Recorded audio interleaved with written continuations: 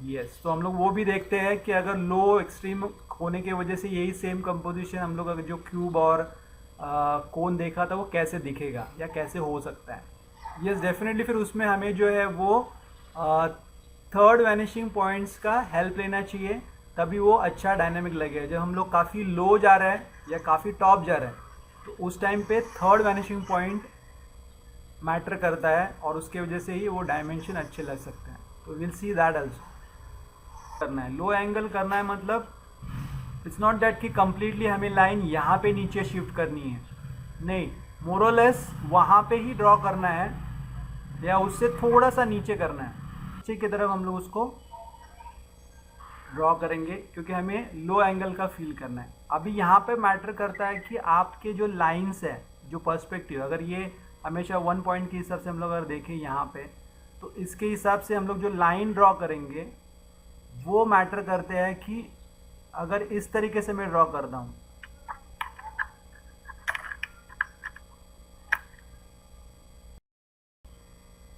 तो ये हो गया आपका लो एंगल, मतलब ये लाइंस के एंगल के ऊपर, स्पेस के ऊपर आपको डिसाइड करता है। इसी एंगल को इसी लाइन में हम लोग देखते हैं, अगर सेम आई लेवल मैंने सेम रखी हुई है, वैनिशिंग पॉइंट भी सेम रखा हुआ है, पर अगर मैं लाइन इसको जो ड्रॉ कर रहा हूँ वो थोड़ा सा डिफरेंटली ड्रॉ कर रहा हूँ, जैसे कि ये मैं ऐसे ड्रॉ कर रहा हूँ,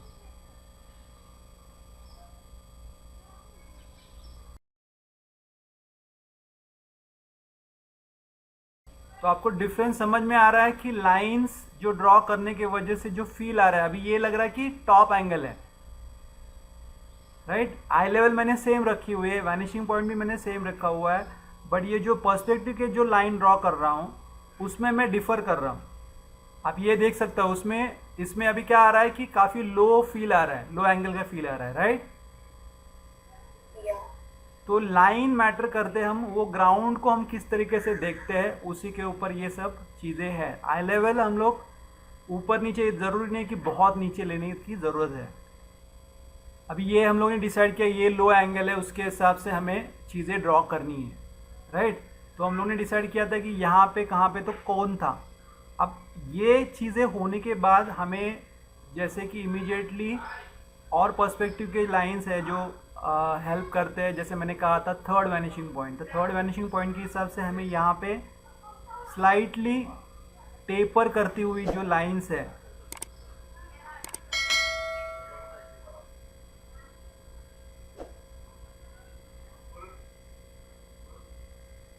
वो हमें बेसिक लेनी चाहिए, क्योंकि वैनिशिंग, थर्ड वैनिशिंग जो अपना पॉइंट है वो ऊपर की तरफ कहाँ पे तो है, बाहर आउट ऑफ फ्रेम है, तो उसे हमें ध्यान में रखना चाहिए, तब हम उसको एज ए डायनामिक इसका जो लो एंगल का फील है उसको हम दे सकते हैं। तो जैसे कि यहाँ पे हम लोग देखते हैं कि यहाँ पे हम लोग ने कोन डिसाइड किया था, तो कोन के हिसाब से इस चीज़ के ऊपर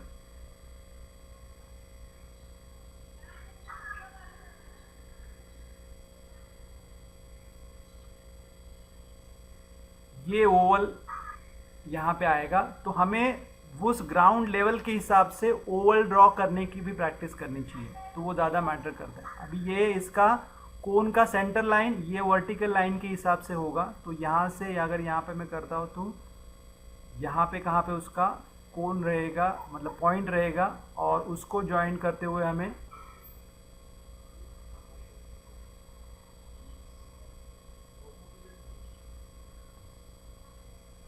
तो ये थोड़ा सा टिल्टेड रहेगा या बेंड लगेगा, but it's not in the real bend, it is, but vanishing point के हिसाब से ये ऊपर की तरफ रहेगा। नॉर्मली हम लोग ड्रॉ करते हैं तो इसका एग्जैक्टली स्ट्रेट लाइन ड्रॉ करते हैं, बट हम लोग थर्ड वैनिशिंग पॉइंट को कनेक्ट कर रहे हैं तो ये चीज़ यहाँ पे हो सकती है। ओके, तो ये हो गया अपना कोन फर्स्ट जो प्लेस किया था। फिर यहाँ पे हम लोग ने प्लेस किया था जो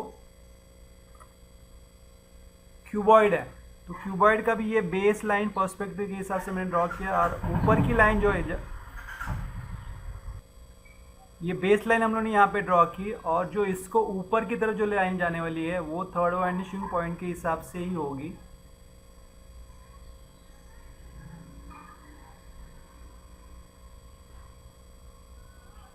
ये 2 पॉइंट पर्सपेक्टिव के हिसाब से लाइन होगी यहाँ पे। अगेन ये भी जो लाइन होगी वो 2 पॉइंट पर्सपेक्टिव के हिसाब से रहेगी।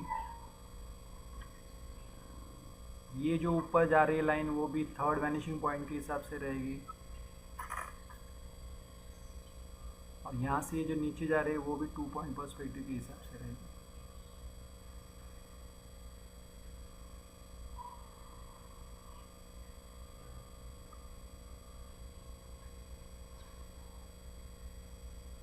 तो इस तरीके से लो एंगल और थर्ड वैनिशिंग पॉइंट के हिसाब से ये कोन और क्यूबॉइड ऐसे दिखेगा।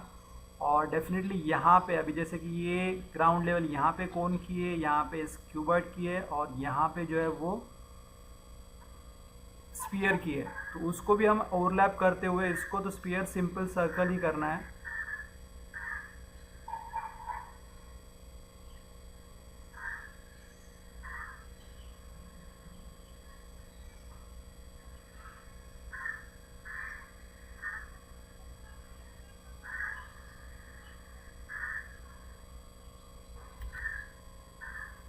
यस, इस तरीके से ये लो एंगल के हिसाब से जो चीज़ें है, अभी इसमें भी वो फोरग्राउंड, मिड ग्राउंड और डेप्थ का फील आ रहा है कि नहीं? राइट। तो इस तरीके से भी आप उसको ड्रॉ कर सकते हो। सो आई होप आपका क्वेश्चन और आपका आंसर भी सही है।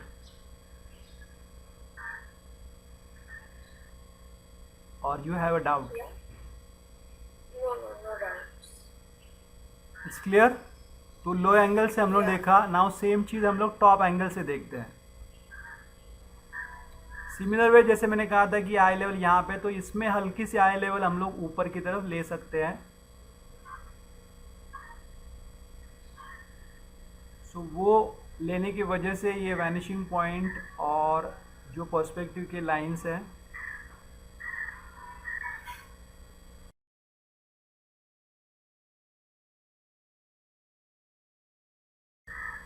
मोस्ट इम्पॉर्टेंट यही है कि ये ग्राउंड्स के टाइल्स और ये आप जैसे जिस तरीके से लेते हो तो आपका पूरा पर्सपेक्टिव उसी के ऊपर डिपेंड हो जाता है या क्लियर हो जाता है कि क्या हमें करना है।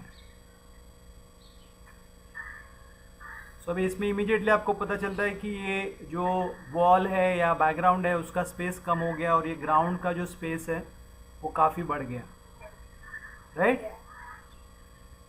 तो सिमिलर यहाँ पे हम लोग ने वो कोन को देखा था, तो वही सेम कोन के हिसाब से हम लोग ड्रॉ करते हैं यहाँ पे।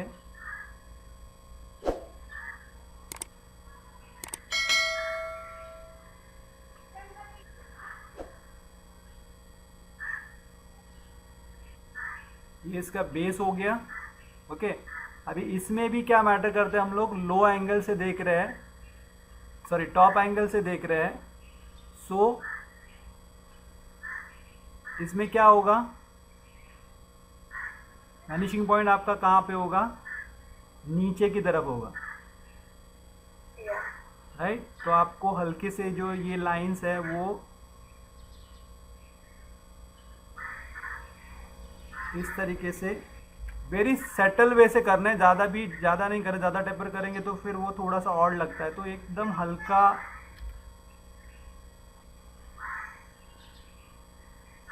इस तरीके से हमें उसको करना चाहिए।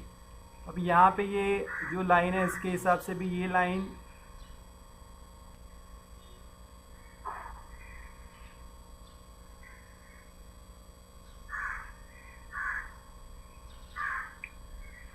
ये जो चारों पॉइंट्स है उसको ज्वाइन करते हुए वर्टिकल लाइन में एक्सटेंड कर रहा हूँ, और यहाँ पे टॉप के वजह से हमें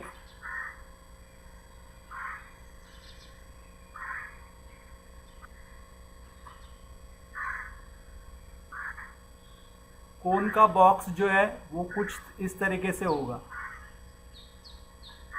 राइट। और उसी को ज्वाइन करते हुए हम लोग जो है उसका पहले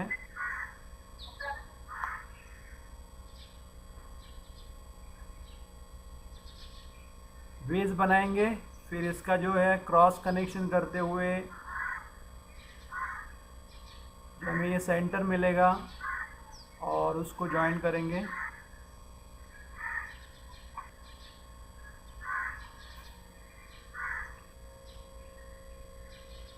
तो इस तरीके से टॉप एंगल के से ऑथेंटिकली ये जो कोन दिखेगा वो ऐसे दिखेगा। सिमिलर वे अभी यहाँ पे हम लोगों ने वो जो है क्यूबॉइड ड्रॉ किया था, तो इस तरीके से वो क्रॉस क्यूबॉइड था।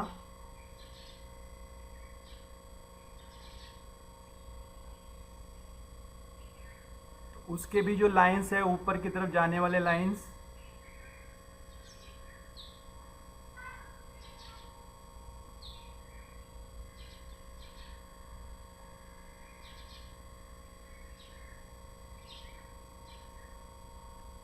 और फिर वैनिशिंग पॉइंट की तरफ जाने वाले ये लाइन जो है उसके,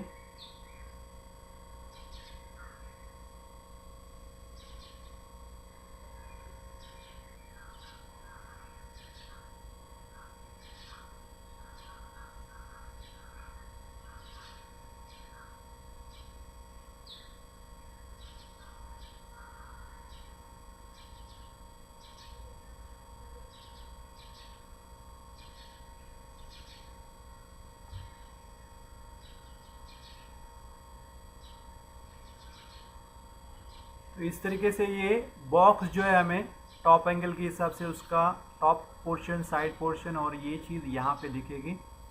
सिमिलर वे अभी जैसे कि ये कोन का ग्राउंड बेस लेवल यहाँ पे है, इसका बेस लेवल यहाँ पे है, मतलब थोड़ा सा आगे है, और जो स्फीयर है हमारा वो यहाँ पे है।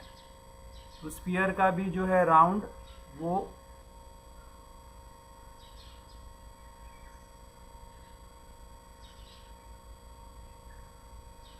हम उसको यहाँ पे दिखा सकते हैं। तो ये स्फीयर हो गया। अभी इसमें मुझे क्या लग रहा है खाली कि हमें जो कोन हमें जिस तरीके से बड़ा चाहिए था वो नहीं हुआ है, so we can extend that little bit here.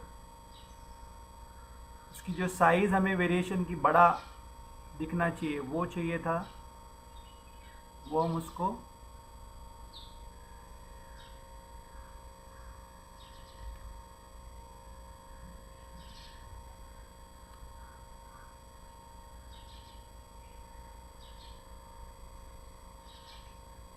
इस तरीके से ड्रॉ कर सकते हैं, राइट।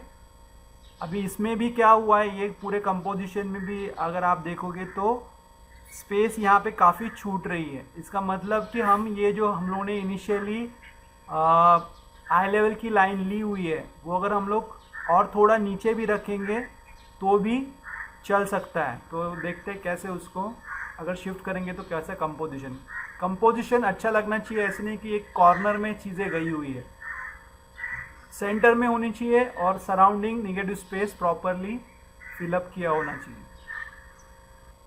इसको मैं थोड़ा शिफ्ट करता हूँ नीचे, तो ये बेटर है जहाँ पे दोनों साइड पे ऊपर नीचे स्पेस प्रॉपरली छूटी हुई है और कंपोजिशन अच्छे से दिख रहा है। तो ये हो गया टॉप एंगल से हमें कैसे सेम व्यू को ड्रॉ करना है। तो ये तरीका था कि हमें अगर स्टेबल कंपोजिशन ड्रॉ करना है तो कैसे ड्रॉ करना चाहिए। तीनों तरीके से कर सकते हैं, एक स्टैंडर्ड व्यू, एक जो है आप लो एंगल और एक टॉप एंगल, तीनों तरीके से आप ड्रॉ कर सकते हो। बट आपको प्रैक्टिस होनी चाहिए और आपको कॉन्फिडेंस होना चाहिए कि आप कौन सा अच्छे तरीके से ड्रॉ कर सकते हो, कौन सा व्यू आप डिलीवर बहुत अच्छे तरीके से कर सकते हो और विद इन टाइम पीरियड। तो this is all matter about your practice, कि आप प्रैक्टिस कितना करते हो और आप कितना क्विकली फाइनल रिजल्ट्स को ड्रॉ कर सकते हो। सो होप, आशा करता हूँ कि आपको ये क्लियर हुआ है। अगर फिर भी आपके कुछ क्वेश्चंस है, क्वेरीज है, तो आप कमेंट बॉक्स में लिख के भेज सकते हो। आई विल ट्राई कि वो जल्द से जल्द उनको भी सॉल्व करने की।